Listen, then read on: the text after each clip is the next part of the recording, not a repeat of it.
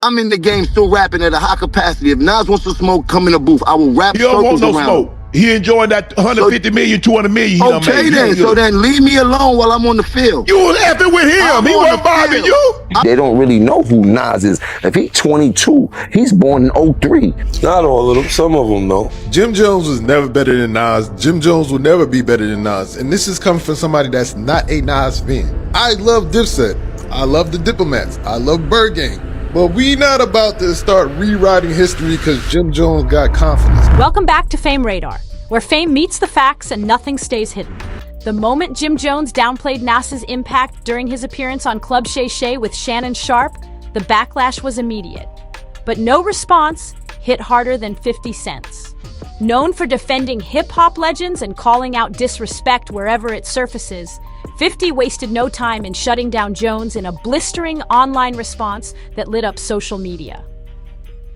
During the interview, Jim questioned Nas's current influence, suggesting the Queensbridge icon was no longer relevant in today's rap landscape. The remark was seen by many as blatant disrespect toward one of the genre's most respected figures. I never got to see Nas. I never got to sit down and have a conversation with Nas and things like that. I had called you about it and things like that. That was like still one of the people that I never got to have a conversation throughout my history of rap and things like that. I think I would love to have a conversation with Nas. I wouldn't know if he knows it, but Nas was one of my all-time favorite rappers coming up and things like that. I've heard you say that. Since the barbecue and things like that. Like he really put the whole dope boy rap, crack hustler, get fresh rap into perspective before. 50 Cent, who has always held Nas in high regard, wasn't having it. Within hours, he took to Instagram, slamming Jones for chasing attention and clout. I recently saw a clip on Instagram where a young kid was comparing you to Nas and saying that you got that's my young boy. big hits. He's wild. Yo, he looked to you. He learned how to wear the BB Simon belt from you. He got his swag. Like, how crazy is that? Because in my era, you know what I'm saying? Nas is like a god. In my era. In his post, 50 called Nas one of the last real lyricists. My Nas. But remember, Nas' first record, The Barbecue, came out when I was in 11th grade. Yes. So Nas was my idol when I was young. Like you did, came to dressing, the wordplay, the music, everything. I was a superior Nas fan. Period. I'd never take that away from him. But then as I got in the game, you got to realize that your rivals would be idols, and not to take anything away from that. I developed my own style and my own lane that these kids start to gravitate towards the same way I gravitated towards Nas when I was younger and things like that. It's a whole different generation. And accused Jones of being out of line for tearing down a pioneer just to stay trending. I came into light and started going crazy that these kids love me. They don't really know who Nas is. If he's 22, he's born in 03.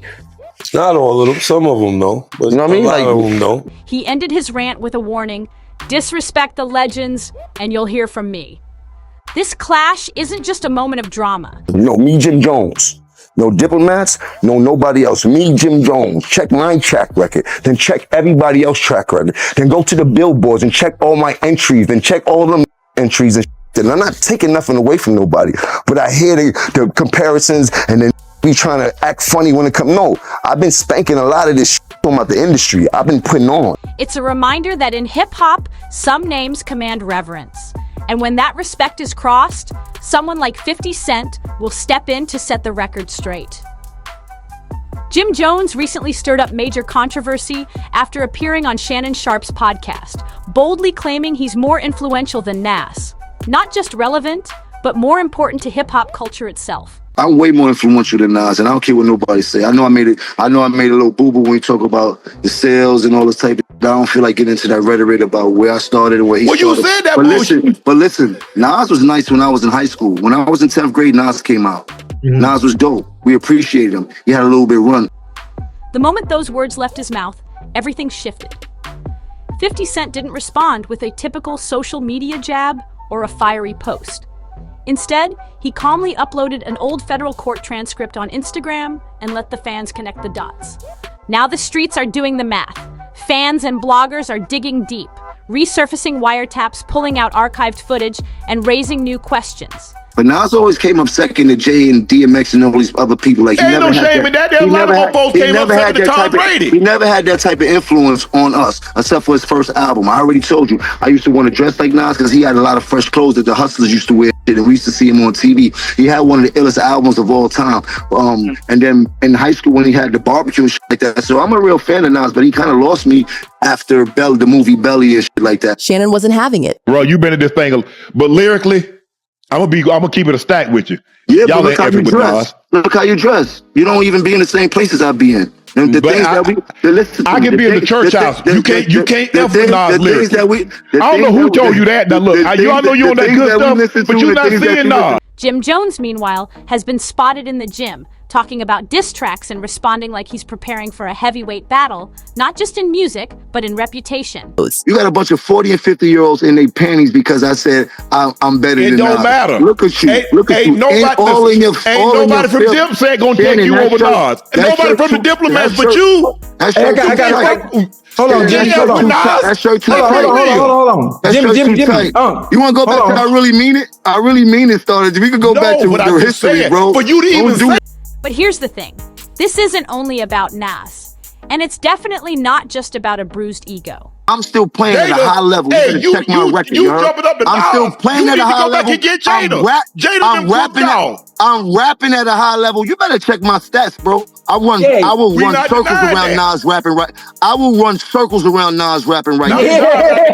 Right now, I will run Saturn around Nas right now rapping.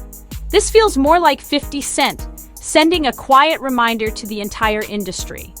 A reminder about who's really untouchable, who still calls the shots behind the scenes, and why certain individuals seem to dodge legal trouble while others fall.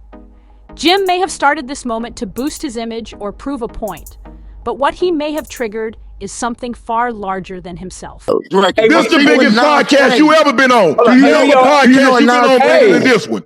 Hold on. We off topic. I'm not a podcaster. Hold on. This is what I do. You see Name a podcast you've been on bigger than this one. When you get big, you get invited to Club Shay Shay. This is what I do. Nas get invited to Club Shay Shay.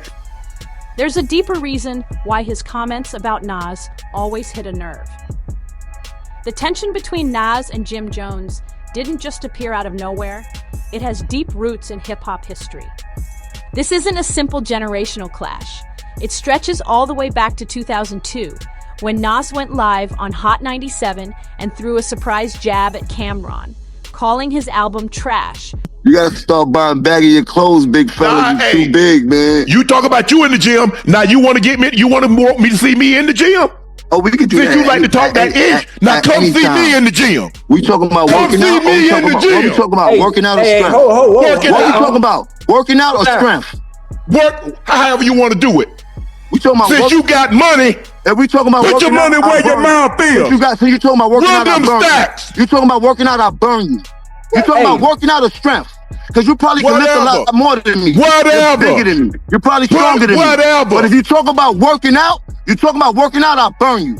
This ain't what you do. This ain't what you want. You are doing good when you talk about Nas and Jada. You don't want to see this. Without offering much context. That moment set off a chain reaction. Dipset took it as a full-on challenge. Jim Jones didn't hold back. He jumped in instantly, siding with Cam and helping escalate the beef into something bigger. The shots flew fast. From mixtapes to interviews, the tension grew. Jim took it beyond music. He made threats, dropped diss lines, and stayed on Nas' neck through songs like We Fly High. But here's where things get complicated. This beef had twists. When it got, honestly, I can't, if it was like Jim Jones, imagine putting a pen to paper to write about him. He was so nice. He was so nice about him. How did you do that? What's the first sentence? What the fuck do you write about him? I'm not anxious to hear the Jim Jones diss record. I'm like, yo. Used to have so nervous was like B.I.G., Pac, right? Even Cannabis, like Eminem, used to have you like, if we go at it, dog, we gotta go hard. You know what I'm saying? But these That Jim Jones, like, I respect you getting your money. You're like, exactly, right? Just a year ago, Jim Jones was praising Nas. He wasn't throwing shade. He was calling Nas one of the greatest. What began as subtle commentary quickly turned into a major storm. The turning point came when Jim Jones appeared on Fat Joe and Jadakiss' podcast, where Fat Joe threw out a provocative question. It was the kind of bait most artists dodge, but not Jim. Instead of brushing it off, he leaned in hard and used the moment to elevate himself, while minimizing one of hip-hop's most respected figures. Rather than let it slide into the background, Jim made sure the moment stayed viral. He ran with it. From one platform to another, Jim fanned the flames, doubling down on a take that many saw as reckless. He didn't just say he was more relevant in today's rap landscape. He positioned himself as more influential than Nas. Yes, Nas, the legendary Queensbridge MC, the voice behind Illmatic, Stillmatic. I'm hiding out in Texas. Please, whatever you do, don't tell them I'm in San Antonio. Don't tell them I'm staying at the Four Seasons. Don't tell them, please don't tell them, man, because it's just so much pressure on me right now. I don't know what to do.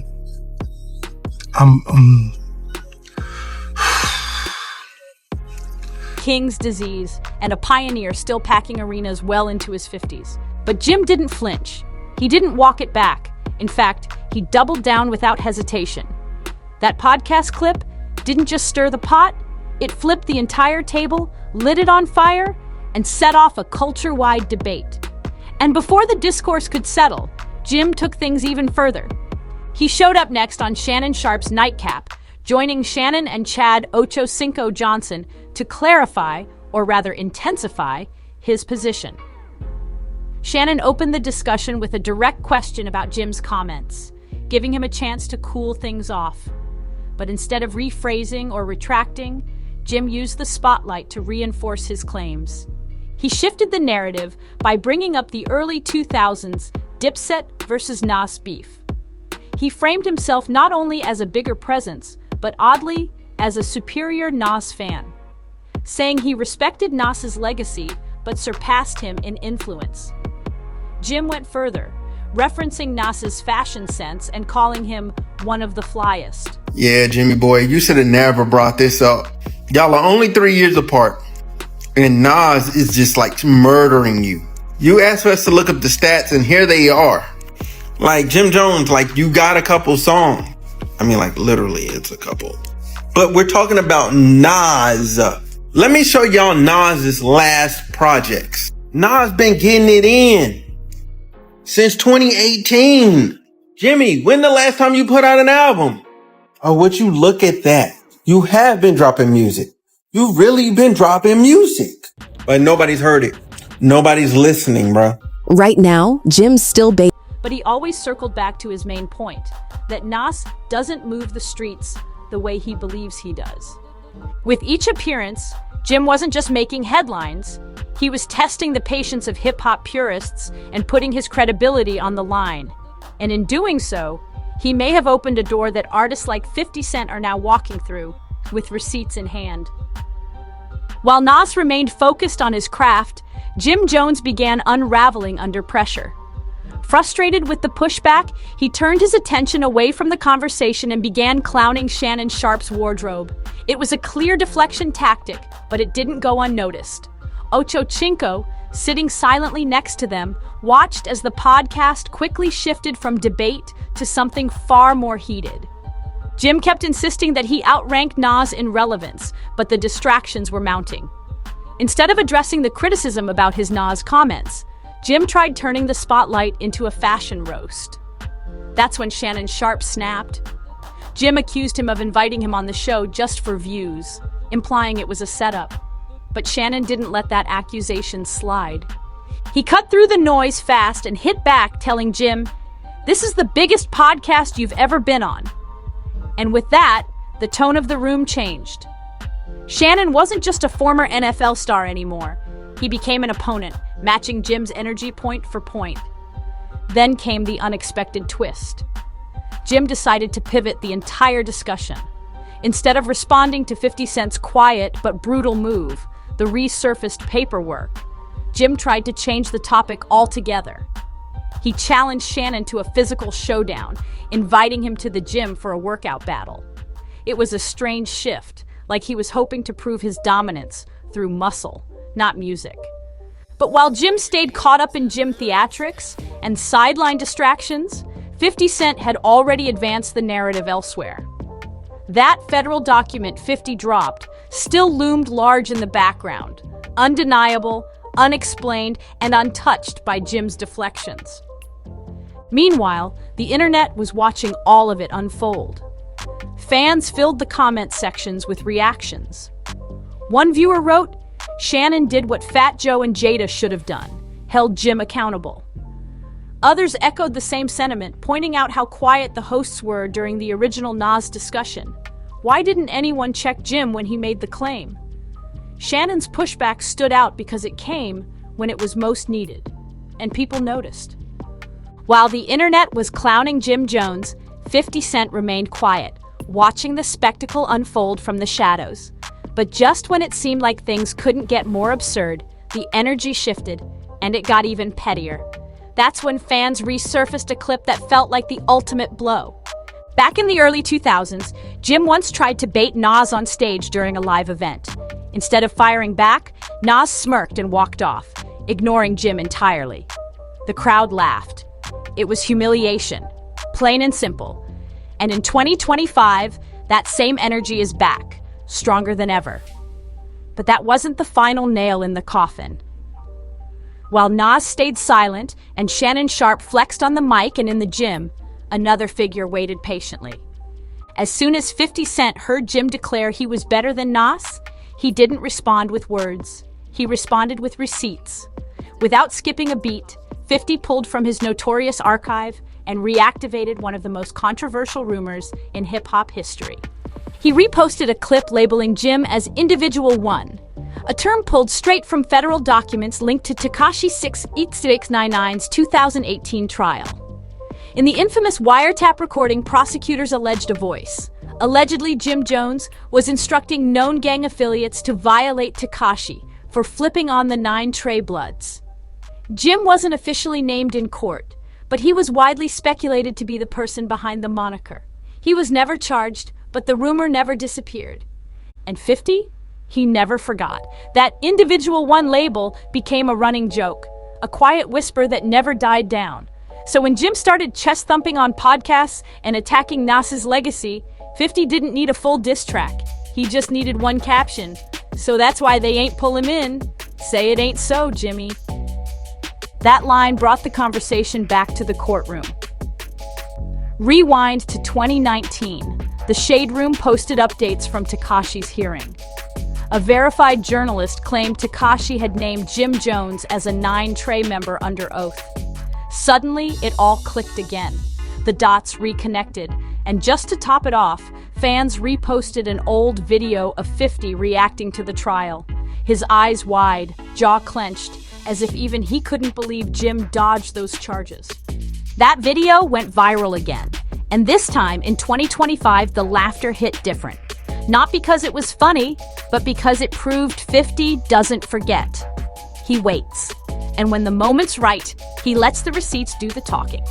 50 Cent's next move was brutal, but silent. He posted the clip with the chilling caption, "I'm afraid for my life. I mean, Jimmy is gang gang." The post sent shockwaves through the timeline. Fans were laughing, but behind the scenes, pressure mounted. Jimmy wasn't just trending, he was twitching under the weight of it all. But this feud wasn't born from Jim's Nas comments. It goes back much further. 50 Cent has had unresolved tension with Jim Jones for years, and this Nas situation handed him the perfect excuse to reignite the fire. The history is deeper than many realize. Rewind to 2007, when Dipset was falling apart behind closed doors. Cameron and Jim weren't even speaking. Out of nowhere, 50 brought Jim Jones and Jules Santana on stage during a G-Unit concert, right in the middle of the Dipset meltdown. To outsiders, it was just another surprise appearance. But to those watching closely, especially Cameron, it was a calculated move, one seen as blatant disrespect. 50 wasn't being friendly. He was stirring the pot while Dipset cracked from the inside. Then came 2019.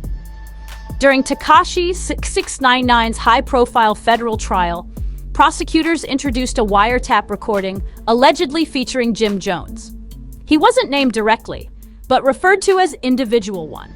The audio implied that this unnamed individual had directed others to retaliate against Tekashi for cooperating with law enforcement. Although Jim was never charged, the internet didn't need a conviction. The nickname stuck.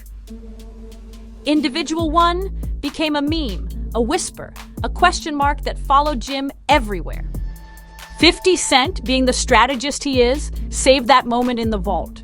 And when Jim started talking recklessly about Nas, 50 went back to that vault and pulled out the receipts. The accusations, the wiretap, and that cryptic caption.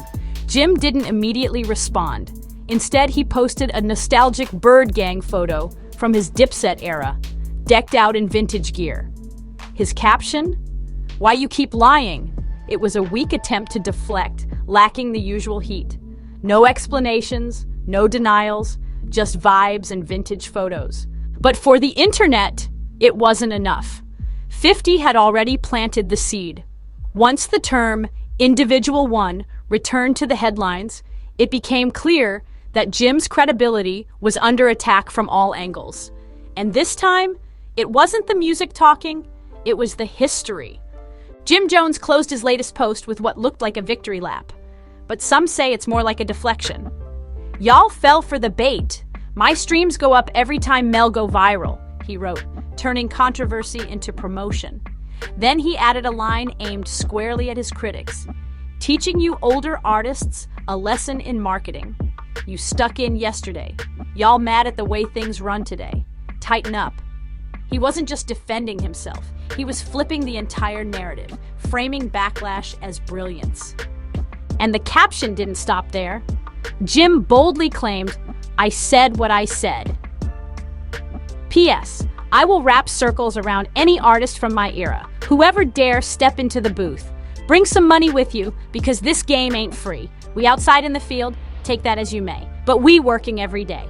It was part challenge, part taunt.